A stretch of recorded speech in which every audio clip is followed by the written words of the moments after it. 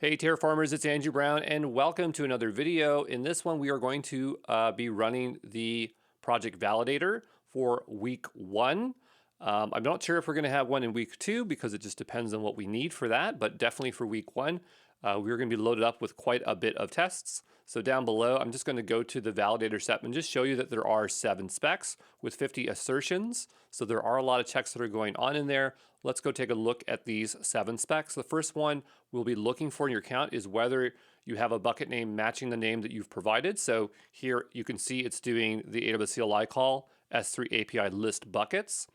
And then we're just looking for that bucket name that you provided. The next one we're doing is this is through listing buckets as well, but we are loading that get bucket website CLI command. And we are simply checking whether you have an index HTML configured within S3. So going over to here, over to S3. Just give it a moment to load. And by the way, I just realized my head's really big. I'm going to get it out of the way just in case I've been covering that screen. I'm going to look for, well, it doesn't matter. We have a bunch of buckets here, but this one was made yesterday. I don't think it's the bucket that I have currently right now, but it is a previous bucket.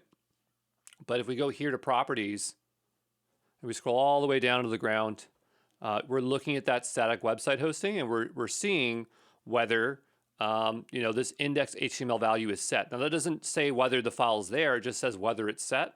So that is what this test does. And then we check for the error HTML, same here as well. So error HTML, I want to keep pointing out that these are just AWS CLI commands. We're pulling the JSON and just validating it that way. Then we have the static website. So here we are just checking if the CloudFront distribution is set up. So we list out the distributions. We are checking to see if it matches the key that's provided. So you're going to provide a address for, well, this is the S3 address, so we're checking that. And then we are checking whether the domain matches. Now, it doesn't show all of the information here, but I can assure you that it is testing against the domain that you've provided. Then we are seeing if you've ran an invalidation, because that is something that should have occurred during the bootcamp, as you should have had an invalidation occur. Then we're checking for the access origin policy. And I believe, like when we did this in the live stream, we showed you where that would appear. So if we go under CloudFront,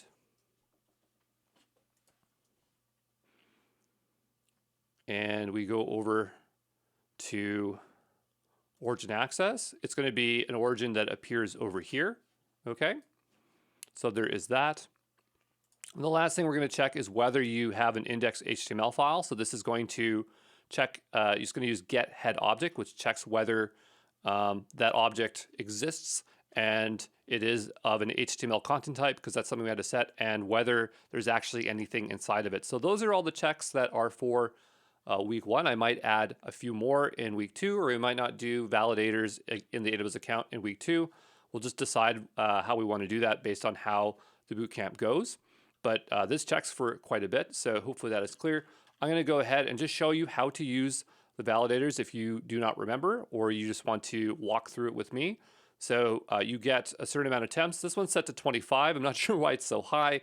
Usually I like to have it around 7, but again, I'm not super worried about it. I'm going to go ahead and hit a new run.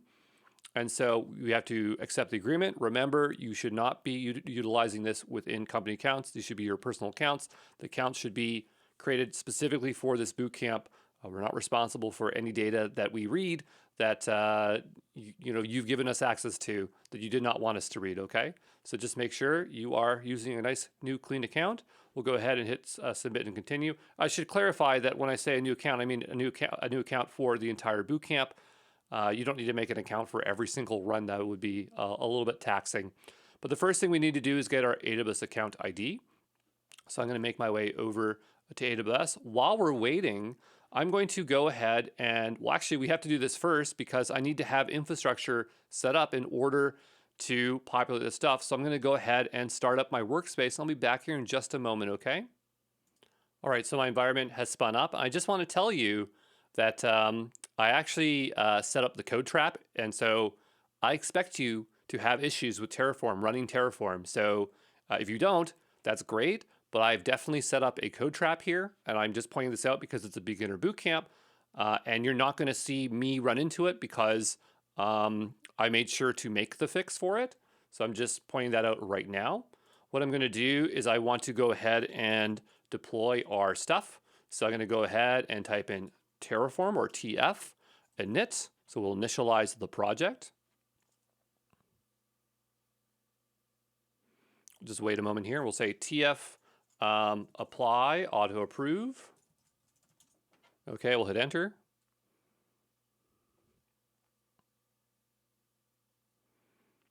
And so we will wait for this deploy to finish. And I do actually have an error, but it has nothing to do with what this is. It's complaining about resources, and access origin control, the same name already exists. S3 bucket already exists. So in a previous run, I actually tried to tear down this infrastructure. Maybe it failed to tear down, or it's still running. But what I'm going to do is I'm just going to manually tear this stuff down. You shouldn't have to do this. This is not the code trap, but it's worth showing in case you do have infrastructure that's not supposed to be there. We did show this in the live stream video, but I figure I'll go ahead and do it. So again, you probably don't have this problem, but I'm going to go ahead and just delete this distribution. This one's old too. I'm going to delete that. And I'm going to go over to my S3 buckets.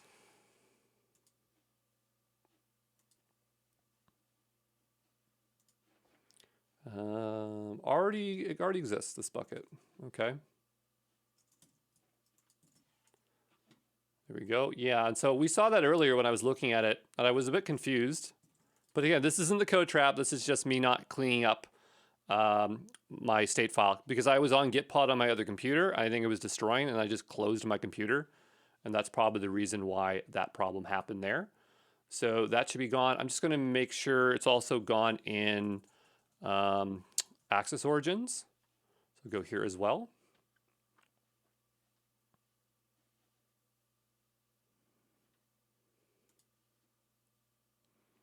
And I have this one and this one.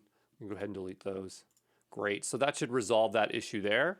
I'm going to go ahead and do a Terraform apply. Oops. And we'll see what it says here.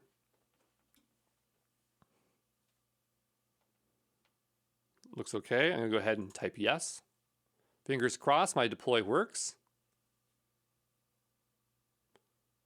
It looks like it's doing okay. So yeah, I'll be back here when this finishes. Of course, it takes about 5 minutes for CloudFront to spin up, right? So I'll see you back here in a bit, okay?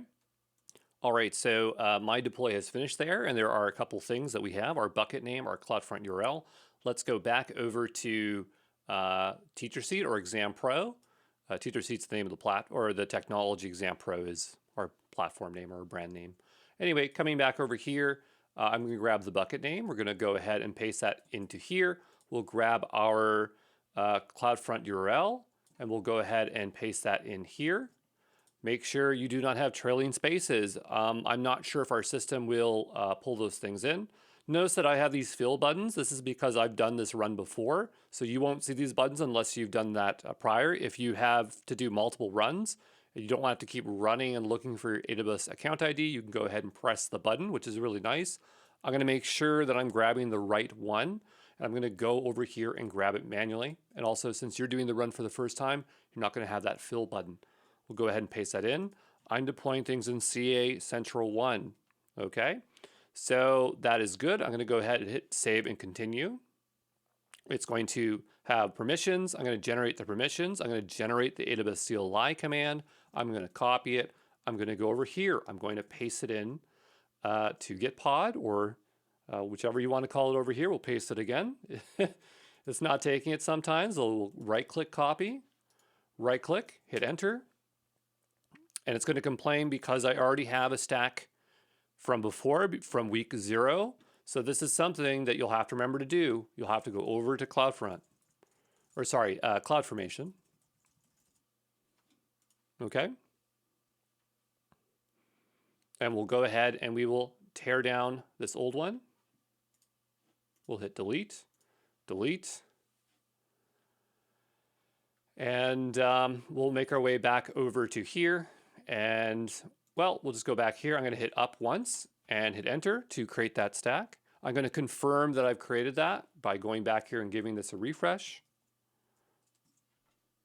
Okay, we'll give it a little bit of time to create it. It does take a tiny bit of time to create roles, so I'll be back here in just a moment.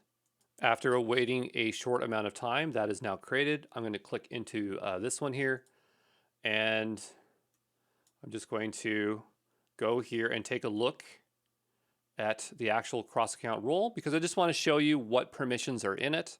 It's always good to check what you're giving people access to, especially cross-account roles.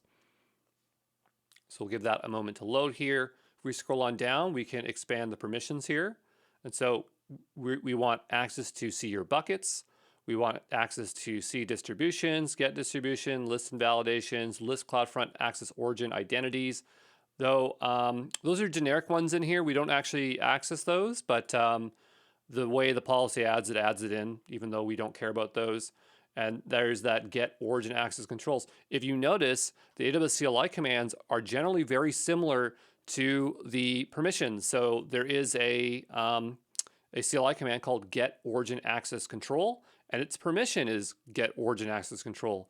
So that is very interesting as well. We want to be able to see the head of the bucket. We want to get notifications, policy cores, website, get an object, get the head of an object, ACL,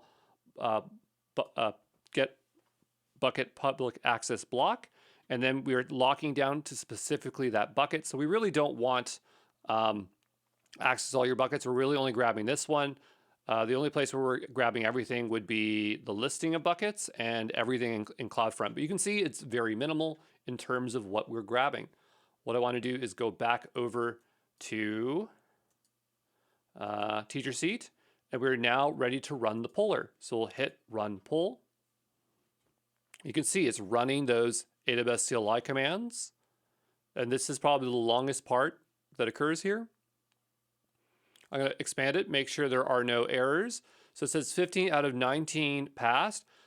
This is showing some errors because it's trying to look for invalidations. So these are errors, but they're not problematic errors. What it's doing is it's checking every single CloudFront distribution for invalidations. And these ones don't have any invalidations, but we don't even care about that one. So just so you know, you don't need to get 19 out of 19 here. It's just, you might, but, or whatever number it is. This number will vary based on how many resources you have. So if you have more distributions, it's going to have to pull more information, if that makes sense. But anyway, we'll go down here, run the validator, and it instantly passes. So hopefully that makes sense there. And you should get your star. And that's all you need to do. If you run into issues, open tickets, if you run into any problems here on the first go and you want to adjust it, you can go back up and make a new run. But yeah, that's it. And we'll see you in the next one. Well, actually, before we go, I should shut down our resources. Let's not forget to do that. So I think I'll do that first. So we'll do TF destroy auto approve. Okay. And we'll give it just a moment to get going here. And I'll be back here in just a moment when that's done destroying, okay?